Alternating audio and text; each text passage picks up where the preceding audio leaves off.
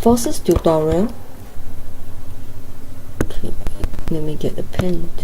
Forces tutorial.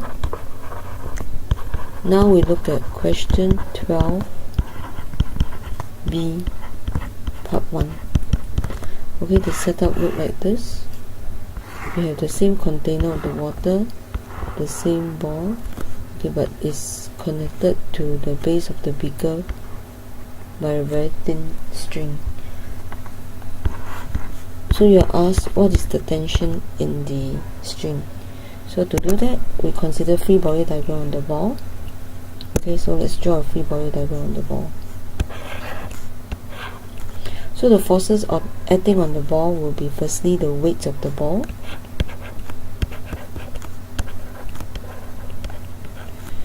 and also the tension in the string.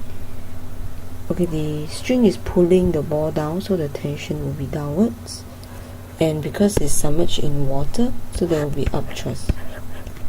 So upthrust in this case will be equals to the weight of the ball plus the tension. So from here I can find the tension by taking the upthrust minus the weight of the ball. So upthrust we calculated from part 1, rho Vg, right, is 31.4 minus the weight of the ball. We take the mass of the ball multiplied by the G. Okay, let's take a look at what is the mass of the ball. The mass of the ball here is given as 0.5 kg. So from here, this will be equals to 31.4 minus 0.5 times 9.81.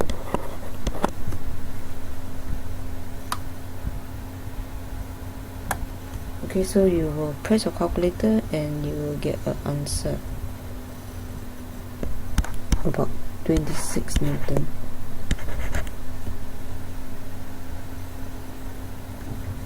Okay, next we move on to B part 2.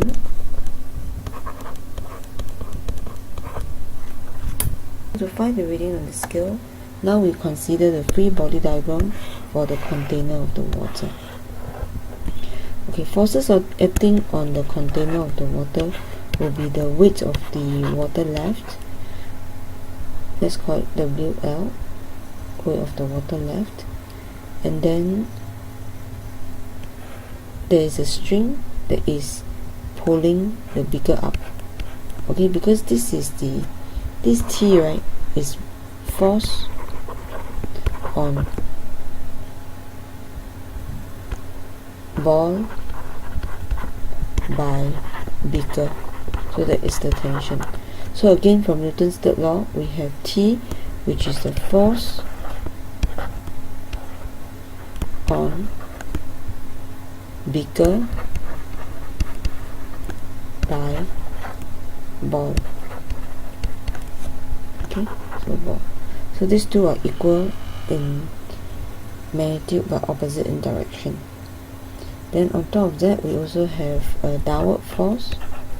Okay, down thrust. This is like what we discussed in A, force on the water by the object. So if we were to include the balance below, there will be a normal contact force, right? So I'm going to use a different color. So this is the normal contact force. So the whole system is in equilibrium. Therefore, I have N plus T equals to D plus the weight of the water left, WL.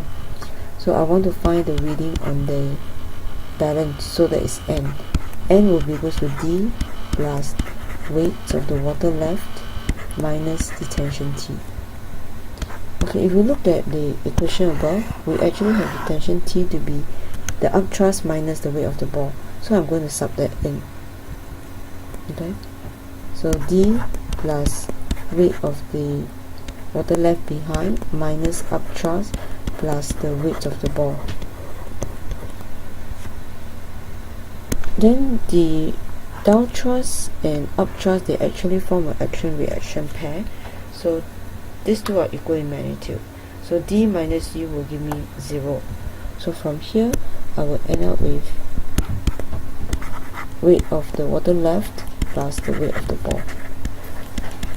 So the weight of the water left was 100 minus the amount that overflow, so it's 100 minus 31.4, then plus the weight of the ball, the mass is 0.5, then plus 9 times 9.81.